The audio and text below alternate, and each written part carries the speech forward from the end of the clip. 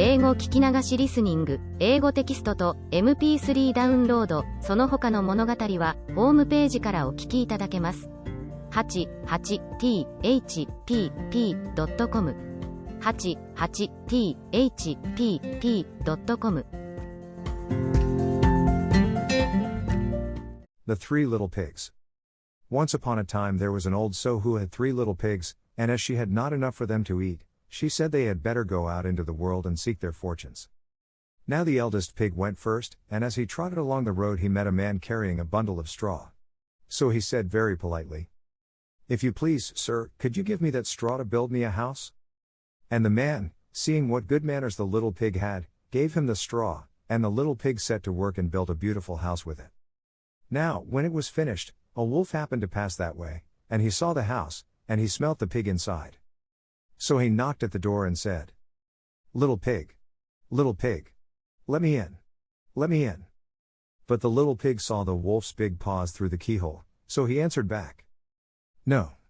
No. No. By the hair of my chinny chin chin."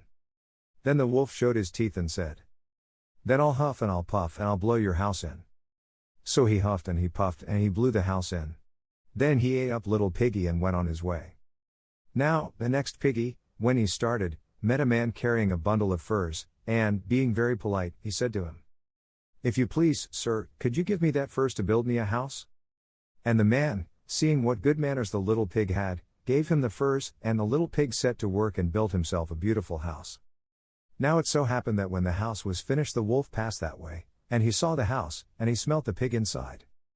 So he knocked at the door and said, little pig, let me in. Let me in." But the little pig peeped through the keyhole and saw the wolf's great ears, so he answered back, "No. No. No. By the hair of my chinny chin chin." Then the wolf showed his teeth and said, "Then I'll huff and I'll puff and I'll blow your house in." So he huffed and he puffed and he blew the house in. Then he ate up little piggy and went on his way. Now the third little piggy, when he started, met a man carrying a load of bricks, and, being very polite, he said, "If you please, sir, could you give me those bricks to build me a house?" And the man, seeing that he had been well brought up, gave him the bricks, and the little pig set to work and built himself a beautiful house. And once again it happened that when it was finished the wolf chanced to come that way, and he saw the house, and he smelt the pig inside. So he knocked at the door and said, little pig, let me in. Let me in." But the little pig peeped through the keyhole and saw the wolf's great eyes, so he answered, "No. No. No. By the hair of my chinny chin chin. Then I'll huff and I'll puff and I'll blow your house in," says the wolf, showing his teeth. Well, he huffed and he puffed. He puffed and he huffed. And he huffed, and he puffed, but he could not blow the house down. At last he was so out of breath that he couldn't huff and he couldn't puff any more. So he thought a bit. Then he said, "Little pig, I know where there is ever such a nice field of turnips." "Do you?" says little piggy, "and where may that be?" "I'll show you," says the wolf. "If you will be ready at 6 o'clock tomorrow morning, I will call round for you, and we can go together to Farmer Smith's field and get turnips for dinner." "Thank you kindly," says the little piggy. "I will be ready at 6 o'clock sharp." But, you see, the little pig was not one to be taken in with chaff, so he got up at 5, trotted off to Farmer Smith's field, rooted up the turnips, and was home eating them for breakfast when the wolf clattered at the door and cried, little pig, aren't you ready?" "Ready?" says the little piggy. "Why? What a sluggard you are.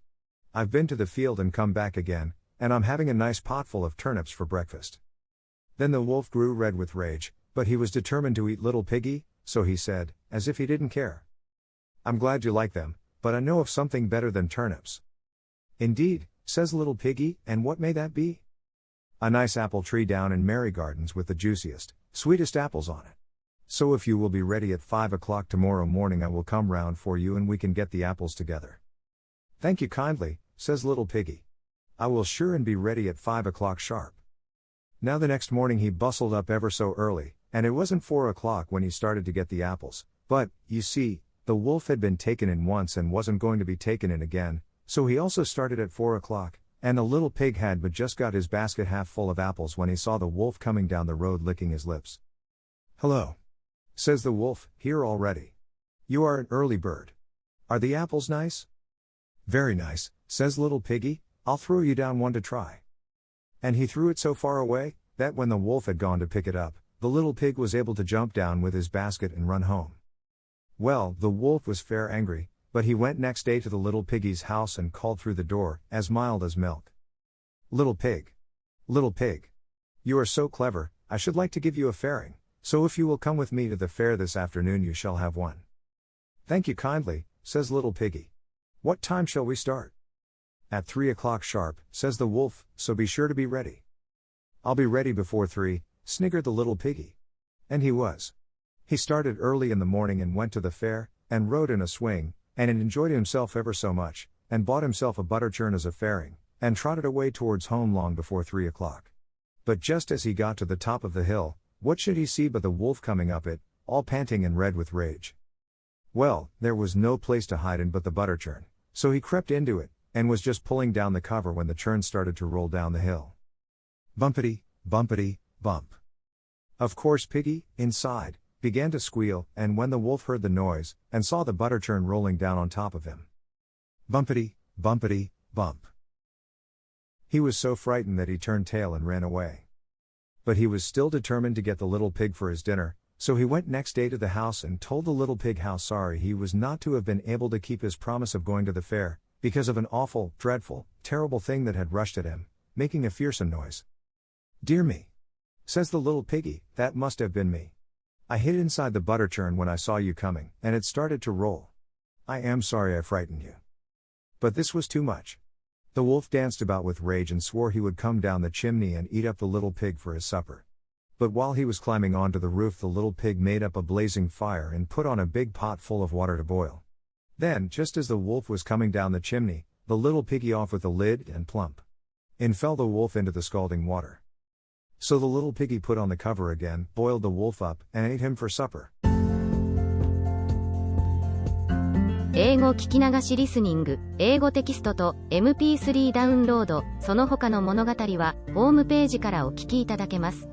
88thpp.com 88thpp.com